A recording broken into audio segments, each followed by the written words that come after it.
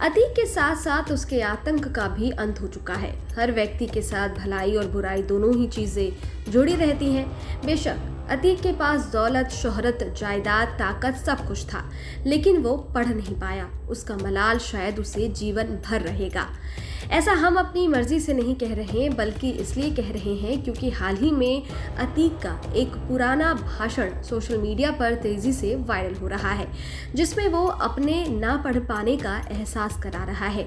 ये वीडियो तब का है जब कांग्रेस सांसद इमरान प्रतापगढ़ी को यश भारती पुरस्कार से सम्मानित किया गया था।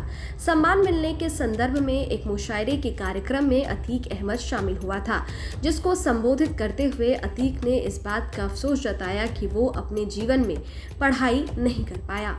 अतीक अपने इस भाषण में लोगों से कहता है कि चाहे आप अपने एक वक्त के पेट को काट लेना, लेकिन अपने बच्चों को पढ़ाई जरूर करा देना, अपने बच्चों को शिक्षा जरूर दिलाना। इल्म यानी शिक्षा इतनी जरूरी है कि उसके आगे सब कुछ बेकार है।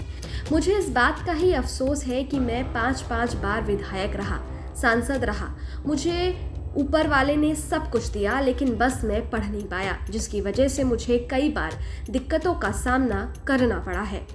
दरअसल अतीक के पिता तांगा चलाते थे। उसका परिवार आर्थिक तौर पर मजबूत नहीं था। अतीक 10वीं में फेल होने के बाद पढ़ाई लिखाई कर नहीं पाया।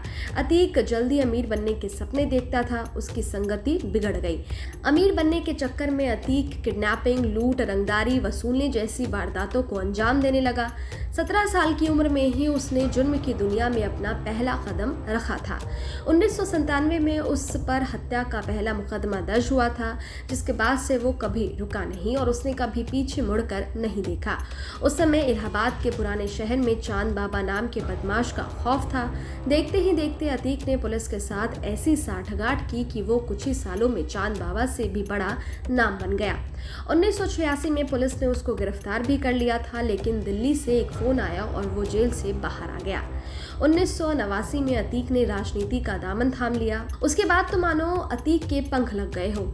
फिर वो एक के बाद एक बड़े जुर्म करता रहा। सूत्रों से मिली जानकारी के मुताबिक यूपी सरकार में 5 बार विधायक और सांसद रहा। समय समय पर जैसे जैसे यूपी की सरकार में पार्टियां बदलती, वो भी उस पार्टी का हाथ छोड़कर सत्ता में आने वाली पार्टी से जुड़ जाता, टिकट लेकर जीत जाता और उसके पावर के चलते उसे जीत भी आसानी से मिल जाती थी। अब प्रयागराज के अलावा धीरे धीरे पूरे यूपी में उसकी तूती बोलने लगी, तो पार्टियां भी उसे अपनी पार्टी में शामिल कर वोट बैंक की राजनीति करने में कोई कसर नहीं छोड़ती थी। उस वक्त राजूपाल पर भी लूट छिनैती जैसी घटनाओं में शामिल होने का आरोप लगा था। अतीक और राजूपाल के संबंधों की बात की जाए तो एक समय था जब ये दोनों एक दूसरे के खास थे।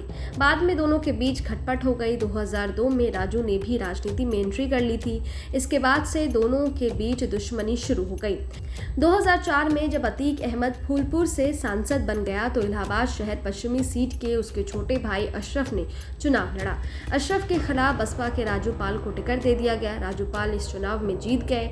दोनों के बीच दुश्मनी बढ़ती चली गई। फिलहाल इस वीडियो में इतना ही। ये वीडियो आपको कैसा लगा हमें कमेंट बॉक्स में लिखकर जरूर बताइएगा। खबरों के हर अपडेट के लिए न्यूज नेशन को सब्सक्राइब करना ना भूलें। शुक्रिया।